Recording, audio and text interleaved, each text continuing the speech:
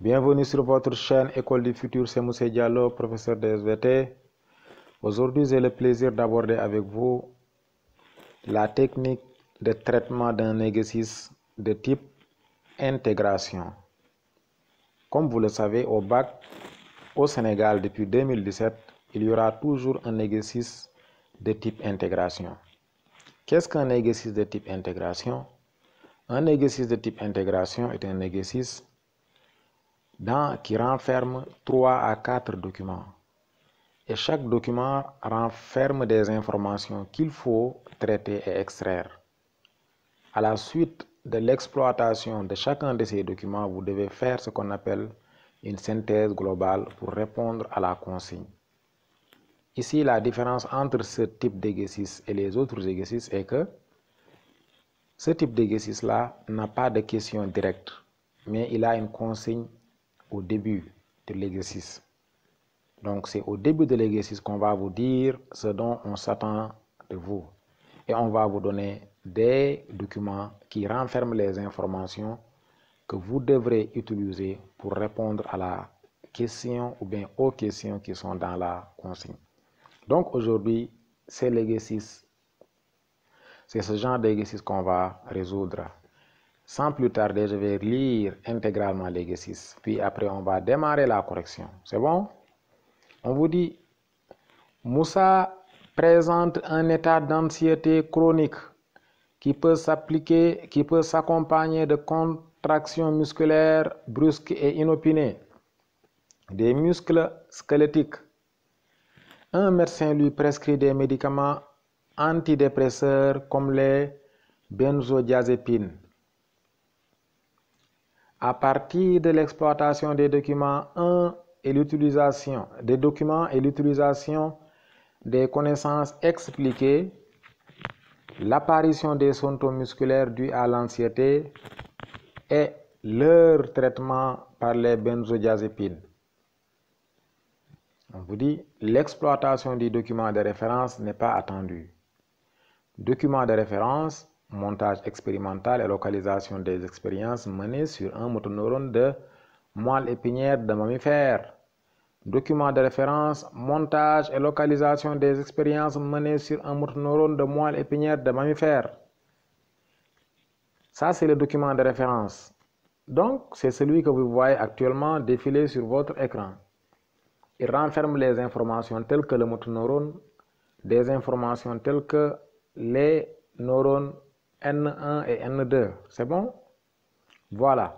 Le document 1 est le suivant. On vous dit, le document 1 est le résultat expérimentaux et le document 1 représente les résultats expérimentaux d'une simulation au niveau de S1, de S2 et d'une simulation simultanée de S1 et S2 chez les mammifères. Les motoneurones qui commandent des cellules musculaires, des muscles squelettiques sont soumis à des informations diverses qu'ils intègrent sous la forme d'un message nerveux unique. Chaque information reçue par le motoneurone perturbe un potentiel de repos. Si cette perturbation atteint un seuil critique, un certain seuil, des potentiels d'action se déclenchent. En période de crise d'anxiété, les informations que les motoneurones intègrent sont modifiées. Et le document 1 est le suivant. C'est bon? Voici le document 1. Document 2 est fait sur le motoneurone de mammifère d'une injection de GABA ou d'acétylcholine en l'absence de toute stimulation électrique. Voici le document 2. Il indique ce que vous voyez en ce moment-là. Document 3. Reproduction expérimentale des signes de l'anxiété chez les mammifères. On peut reproduire expérimentalement la situation des synapses associées à l'anxiété. Pour cela, on injecte de la picrotoxine dans la fente F1. La picrotoxine est capable de se fixer sur les récepteurs membranaires au neurotransmetteur GABA situé sur le motoneurone. C'est le document 3. Et enfin, le document 4, action des benzodiazépines chez les mammifères. De nombreuses substances utilisées en médecine comme les médicaments se lient spécifiquement aux récepteurs membranaires. Les benzodiazépines comme le Valium et le Librium sont des tranquillisants utilisés contre l'anxiété qui se fixent de manière spécifique aux récepteurs membranaires du GABA.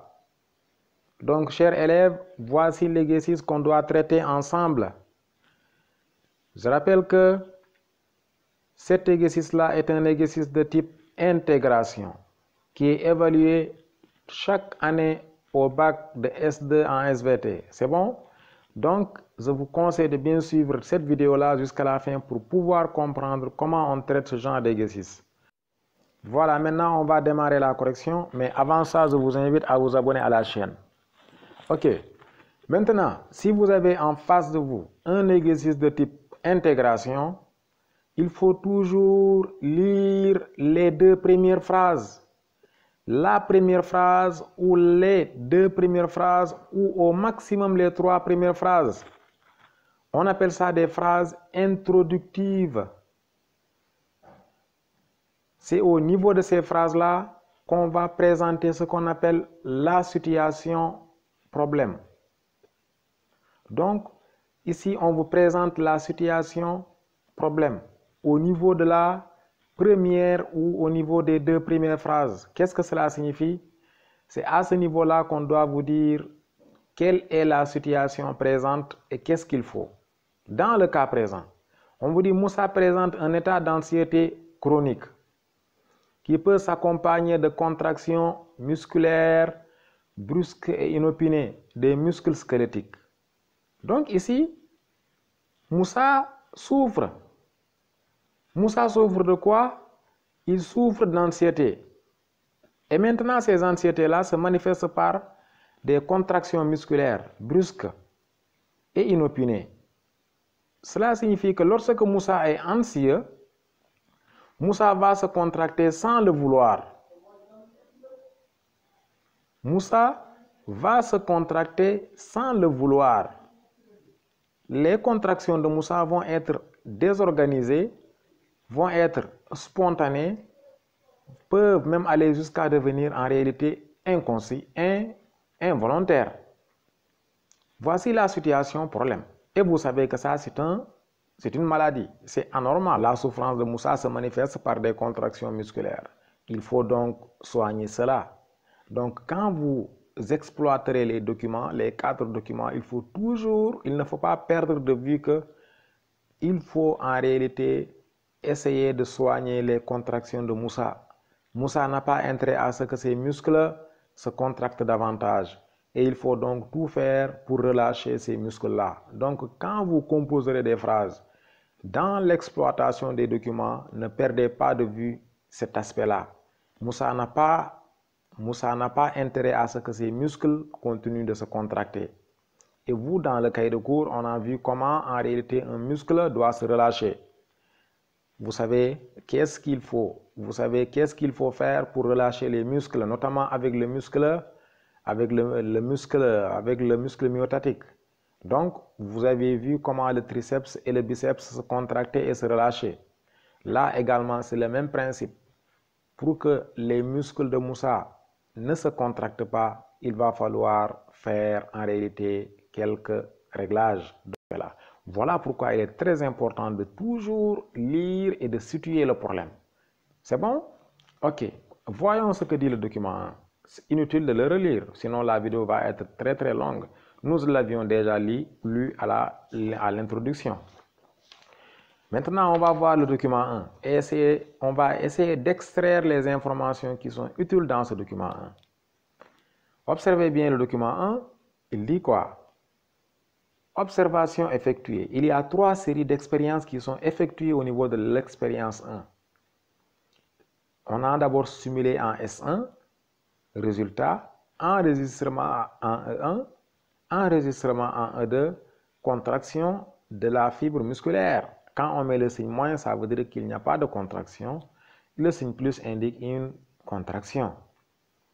Suivez donc, quand on a simulé en S1, qu'est-ce qu'on a stimulé? C'est le neurone N1. en E1 qui se trouve au niveau du corps cellulaire d'une motoneurone, on a mesuré une ou bien un potentiel postsynaptique inhibiteur d'amplitude 10 millivolts.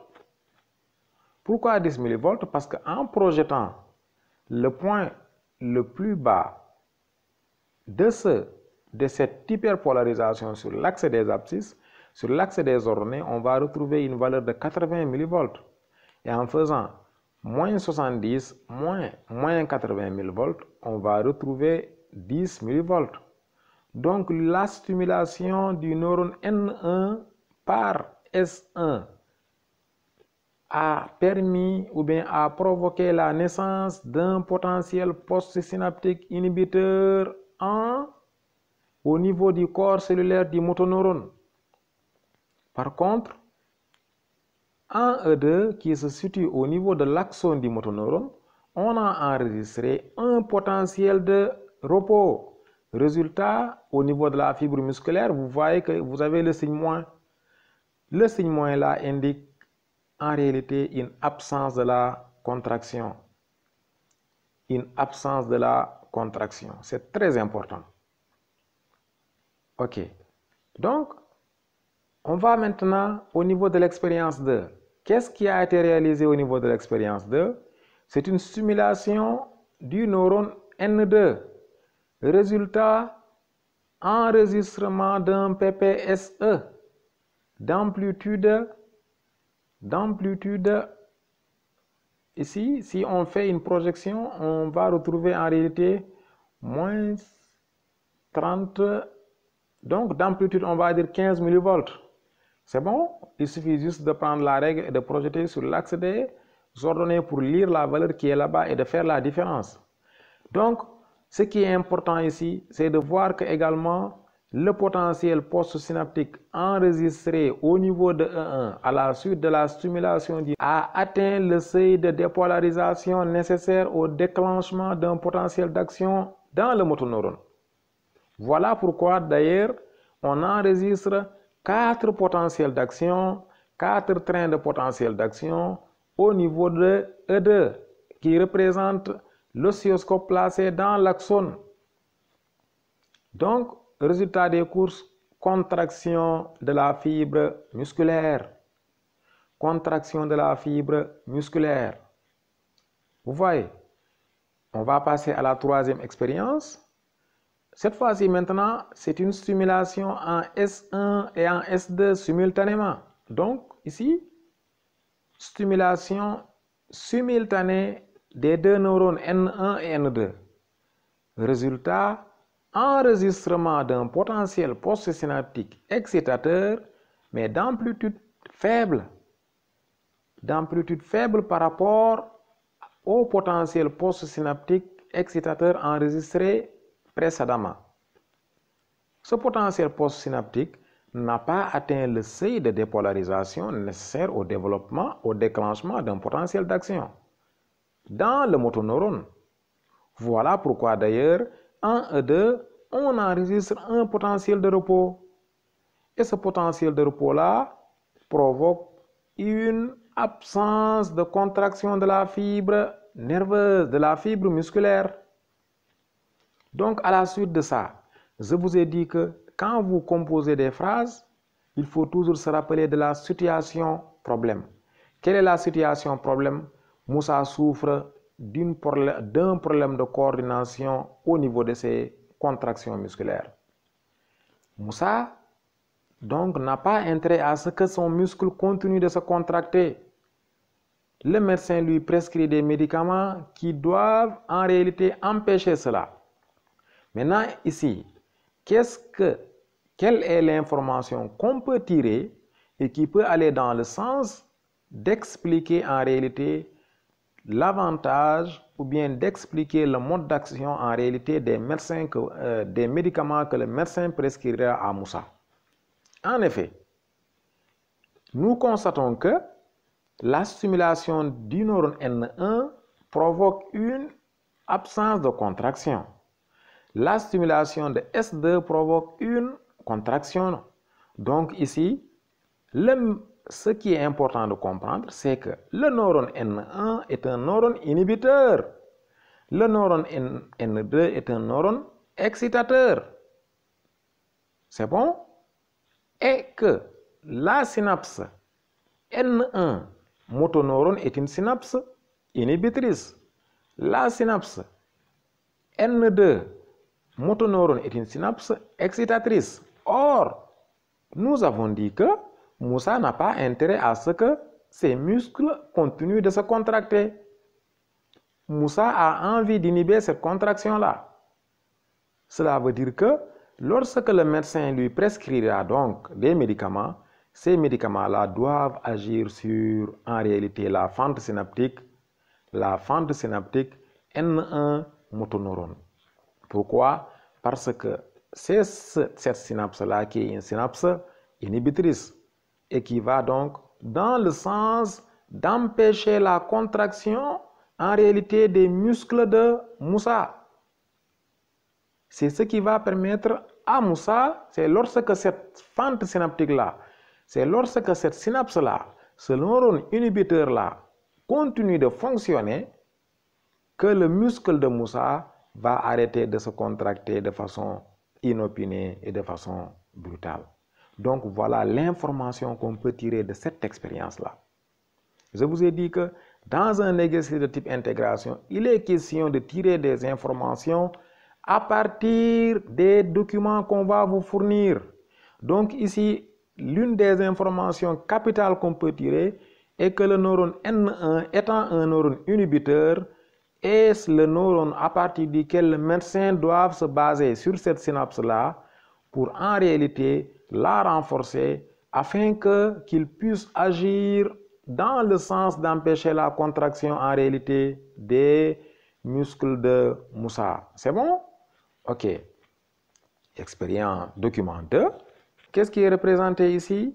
En réalité, regardez bien, ici on a réalisé deux expériences. Première expérience, il y a une injection de GABA au niveau de F1. Injection de GABA au niveau de F1. Résultat, enregistrement d'un potentiel postsynaptique inhibiteur d'amplitude de 20 mV. Donc, quand du GABA est injecté et en l'absence de toute stimulation, au niveau de N1, au niveau des neurones, en réalité, on note une hyperpolarisation ou bien un potentiel postsynaptique inhibiteur d'amplitude moins 20 mV au niveau de F1. Donc, c'est la fente synaptique qui est entre le neurone N1 et le motoneurone. Deuxième expérience, injection d'acétylcholine au niveau de F2. F2, c'est quoi F2? C'est la fente synaptique qui est entre le neurone 2 et le motoneurone. Donc, quand on injecte de l'acétylcholine au niveau de cette fente-là, on note un potentiel postsynaptique excitateur et qui a dépassé le seuil de dépolarisation nécessaire au déclenchement d'un potentiel d'action dans le motoneurone. Donc, pour récapituler, lorsqu'on ne stimule ni le N1 ni le N2, mais qu'on injecte directement du GABA au niveau de F1 et de l'acétylcholine au niveau de F2, on obtient en réalité des potentiels postsynaptiques inhibiteurs au niveau du motoneurone, premièrement. Deuxièmement, lorsque c'est de l'acétylcholine qui est injectée dans la fente F2 et en l'absence de toute stimulation, en réalité, on obtient quoi? On obtient un potentiel postsynaptique excitateur et qui dépasse le seuil, ce qui signifie qu'il sera capable, à la suite de sa traversée, de sa progression, ou bien de sa propagation, de provoquer plus tard des potentiels d'action, comme ce fut le cas au niveau de l'expérience 2 du document 1. C'est bon? Quelle est l'information qu'on peut tirer de là? et qui peut toujours aller dans le sens d'aider Moussa à arrêter ses contractions musculaires inopinées et désorganisées. Toujours, il faut se rappeler de ça. C'est bon? Ici, encore une fois, on n'a pas envie, Moussa n'a pas envie que ses muscles continuent de se contracter de façon désordonnée et de façon inopinée. Pour cela, à partir de ces deux-là, nous voyons que la synapse N1 motoneurone est une synapse inhibitrice.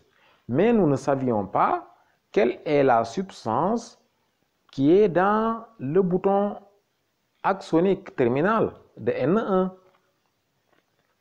Qu'est-ce qui nous fait comprendre que la substance qui est là-bas, nous savions juste que c'est une synapse inhibitrice. Nous savions également juste que c'est un neurone inhibiteur.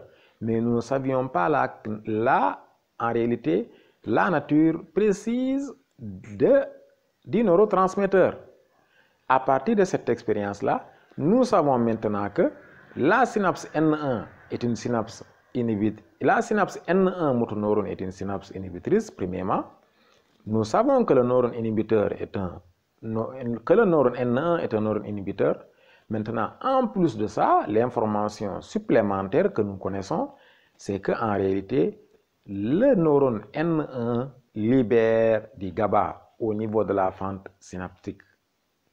Ça, c'est l'information qui se rajoute sur ce document-là.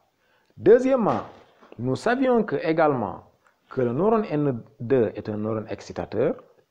Nous savions également que la fente synaptique N2 motoneurone est une synapse excitatrice, mais nous ne connaissions pas quelle est la substance qui est déversée par le neurone N2 à la suite d'une stimulation. Et là, nous savons maintenant que c'est de l'acétylcholine qui est déversée lorsque le neurone N1 et le neurone N2 est stimulé. Donc, ici également, l'information qu'on peut tirer et qui peut aller dans le sens d'expliquer la situation problème est le fait qu'en réalité, si le médecin prescrit des médicaments à Moussa, il doit lui prescrire des médicaments qui peuvent aller travailler ou bien qui peuvent amplifier l'activité de GABA. Le médecin prescrira à Moussa des médicaments qui vont travailler, entre guillemets, en symbiose avec la substance GABA pour essayer d'amplifier son action afin que le potentiel postsynaptique inhibiteur puisse avoir une amplitude beaucoup plus grande afin qu'il puisse empêcher en réalité la propagation des influx nerveux jusqu'au niveau du muscle pour l'empêcher de se contracter.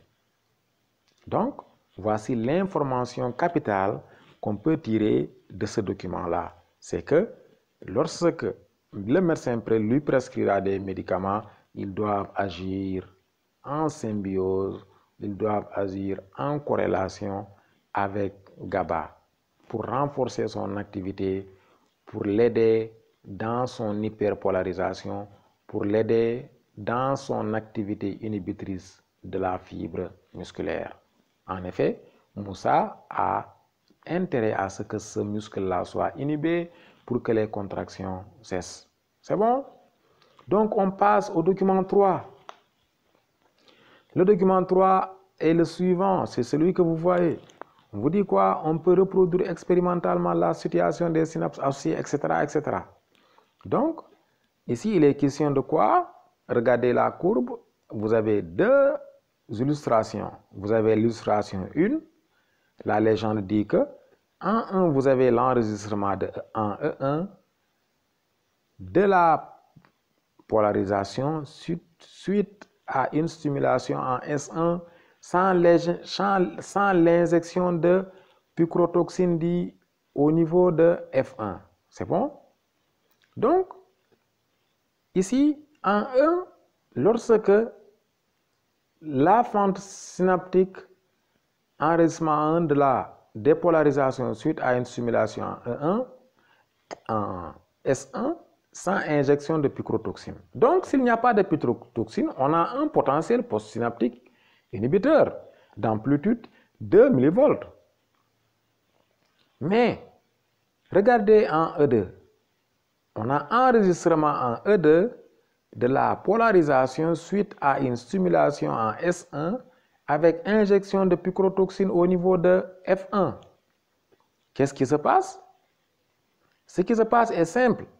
C'est que lorsqu'on injecte au niveau de la fente synaptique de la picrotoxine, cette picrotoxine-là va aller se fixer sur les sites spécifiques de GABA.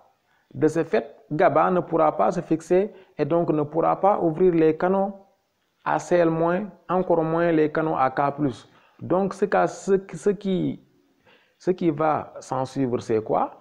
C'est que la dépolarisation n'aura pas lieu. Donc, le potentiel postsynaptique n'aura pas lieu. Qu'est-ce qui aura lieu là-bas? C'est en réalité un potentiel de repos. Qu'est-ce que cela signifie? Quelle est l'information qu'on peut tirer de là et qui peut aller aider toujours la situation problème? C'est qu'en réalité, quand le médecin va prescrire toujours des médicaments à Moussa, il va prescrire des médicaments qui ne vont pas anéantir l'action de GABA. Des médicaments qui ne vont pas aller se loger au niveau des sites récepteurs de GABA et c'est-à-dire c'est des médicaments, c'est des substances qui ne doivent pas empêcher l'activité de GABA. En effet, si l'activité de GABA est empêchée, le potentiel postsynaptique inhibiteur ne naîtra pas. C'est l'information capitale qu'on peut tirer à ce niveau. C'est pourquoi Legacy dit on peut reproduire expérimentalement la situation des synapses associées à l'anxiété. Donc, l'autre information capitale qu'on peut tirer de là, c'est que quand l'individu est anxieux, son organisme va sécréter des picrotoxines. Et ces picrotoxines-là, on va dire, au lieu de dire en lieu et place de dire quand un individu, on va simplement dire quand Moussa est anxieux, son organisme va sécréter de la picrotoxine. Et cette picrotoxine-là va agir sur le GABA, va agir sur les sites récepteurs de GABA. De ce fait, GABA, en réalité, ne pourra pas se fixer parce que ces sites de fixation sont occupés. Et quand GABA ne se fixe pas, il ne pourra pas ouvrir les canaux ACL- et AK+. Donc, on ne pourra pas assister à une dépolarisation. Et quand cette dépolarisation n'a pas lieu, en réalité, le potentiel postsynaptique inhibiteur n'a pas lieu. Et l'inhibition du muscle n'a pas lieu. Qu'est-ce qui aura lieu? C'est l'excitation du muscle. Et dans ce cas, c'est des contractions inopinées, c'est des contractions brusques. Donc ici, ce qui a empêché, ce qui est à l'origine, en réalité, de la maladie de Moussa est lié au fait que quand Moussa est anxieux, Moussa, lorsqu'il est anxieux, l'activité inhibitrice de GABA est stoppée. Et quand l'activité inhibitrice de GABA est stoppée, en réalité, le muscle ne pourra pas être inhibé, il ne restera que l'excitation. Voilà pourquoi l'excitation devient brusque, les contractions deviennent brusques, les contractions deviennent inopinées parce que GABA ne fonctionne pas. C'est bon? Donc c'est ça qui est à l'origine en réalité de l'apparition musculaire de l'anxiété. C'est bon? Voilà. Donc on va passer au dernier document, le document 4. Document 4, on vous dit quoi? En réalité, on vous montre deux éléments ici. Expérience 1. Enregistrement en E1 de la polarisation après l'injection de GABA au niveau de F1 et en absence de benzodiazépine. Suivez bien, en absence de benzodiazépine, lorsque c'est GABA seulement qui est injecté au niveau de la fente F1, et souvenez-vous qu'on avait dit que la fente F1 est une fente inhibitrice, est une fente qui est localisée au niveau de la synapse inhibitrice, on va dire. Donc, le neurone N1 était un neurone inhibiteur. Il contenait une substance inhibitrice qui est GABA et c'était une synapse inhibitrice. Donc, quand c'est GABA seulement qui est injecté au niveau de la fente, on va enregistrer un potentiel postsynaptique inhibiteur, mais d'amplitude, regardez bien, d'amplitude à peu près 25 millivolts. Maintenant, suivez bien. Nous, on a toujours dit que on a intérêt, Moussa a intérêt à ce que pour guérir de ces contractions inopinées, Moussa a intérêt à ce qu'il y ait toujours une inhibition amplifiée bien sûr, pour pouvoir empêcher la contraction. Maintenant, on va voir est-ce que lorsque le benzodiazépine est injecté à côté de GABA, est-ce que cette inhibition sera amplifiée ou bien cette inhibition sera diminuée? Si l'inhibition est amplifiée, on va dire qu'effectivement, le médecin lui a prescrit en réalité un médicament qui va dans le sens de le guérir. Donc pour cela, on va voir ici le document qui est toujours à côté. Regardez bien, on vous dit enregistrement en 1 de la polarisation après injection de GABA au niveau de F1 et en présence de benzodiazépine. Donc, quel est l'enregistrement obtenu? En réalité, lorsqu'on injecte du GABA plus du benzodiazépine, on obtient un potentiel postsynaptique inhibiteur d'amplitude 70 millivolts. Si on compare cette amplitude avec celle qu'on avait obtenue lorsque GABA seulement avait été injecté, on voit que en réalité 70 millivolts est de loin supérieur aux 25 millivolts. Cela signifie quoi?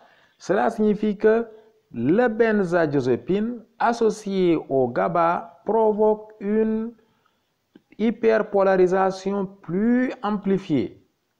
Donc le potentiel postsynaptique est plus intense, ce qui signifie qu'en réalité, l'inhibition du muscle de Moussa devient plus importante, ce qui va en réalité empêcher les contractions inopinées et brusques des muscles de Moussa. Donc, chers élèves, voici l'information capitale qu'on peut tirer du document 4. Donc, en grosso modo, voici comment il faudra procéder pour répondre aux exercices de type intégration.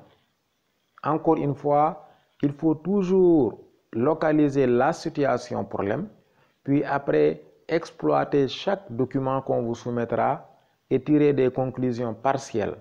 Maintenant, la synthèse, comme ici, consiste à regrouper toutes les 4 conclusions et à faire sous forme de paragraphe.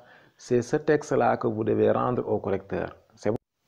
Voilà, chers élèves, c'est la fin de la vidéo. Merci de l'avoir suivi. N'oubliez pas de vous abonner sur la chaîne si c'est pas encore. N'oubliez pas de vous abonner à la chaîne si c'est pas encore déjà fait. N'oubliez pas de liker et de partager la vidéo. Surtout, n'hésitez pas de nous dire quel est l'exercice ou bien quel est le chapitre que vous voudrez qu'on traite dans cette plateforme. Merci et à très bientôt.